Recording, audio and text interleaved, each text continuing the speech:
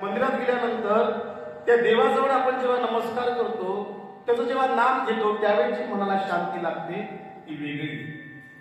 आणि एखाद्या शेतामध्ये जाऊन आपण बसलो, त्या जागेची महती वेगळी. कारण स्थानपरक महत्व आहे. त्याचं एक उदाहरण सांगतो. एका मुलाने आपल्या गावामध्ये आईची हत्या केली आणि तुरुंगामध्ये तो मुलगा तुरुंगामध्ये गेला. आता तो 2 महिने त्या तुरुंगामध्ये राहिला आणि 2 महिन्यानंतर त्याची सुटका झाली आणि तो दुसऱ्या तुरुंगामध्ये गेला.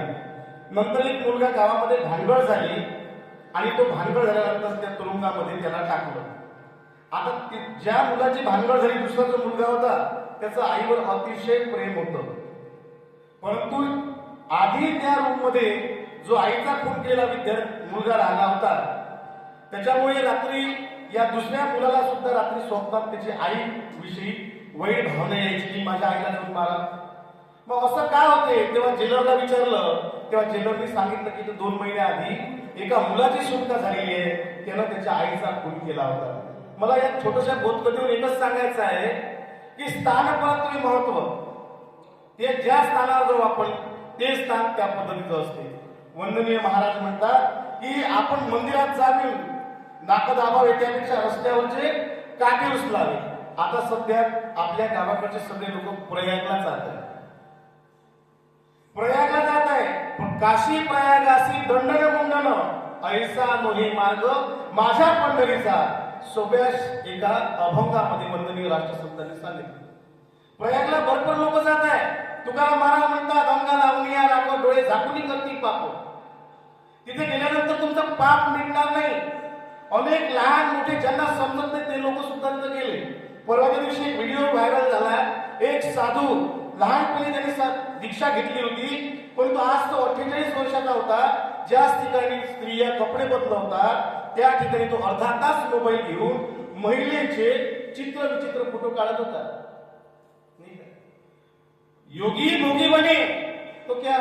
मला काय सांगायचं आहे, आजची जी तरुण पिढी आहे या तरुण पिढीला वंदनीय राष्ट्रसंतांनी सांगितलं की आओ सभी मिलेंगे काफे समुदाय प्रार्थना में शिस्त का बड़ा रंगीला मैं यह मंदिर हमारा.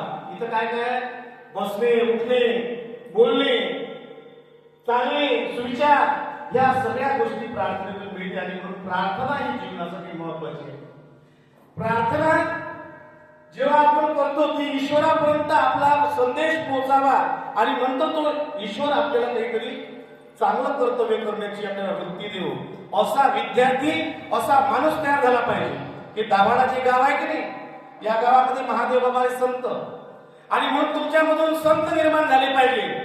संत जरी निर्माण झाले नाही तर एक चांगला माणूस निर्माण झाला पाहिजे.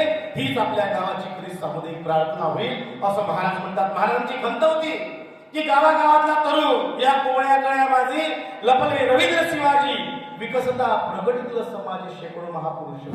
या तुमच्यामध्ये बसलेल्या विद्यार्थ्यांमध्ये, या छोट्या माय बहिणीमध्ये आदर्श पुरुष आहे. या ठिकाणी महिला उन्नती अध्यायामध्ये महाराजांनी सांगितलं, विद्या गुढी थोर आदर्श मातेचे उपकार, गर्भापासून संस्कार बालकावरी, जिच्या हाती पाळण्याची दोरी तीच जगात उतरती, म्हणून शेकडो गुणी गाई मातेची थोडी.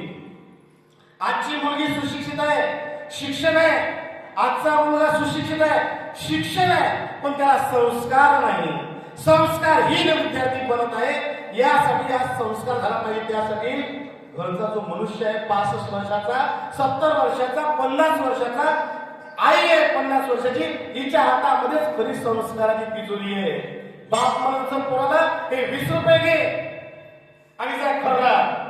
तो जर पाणी टाकलीवर जाता जाता 2 दाणे खात असेल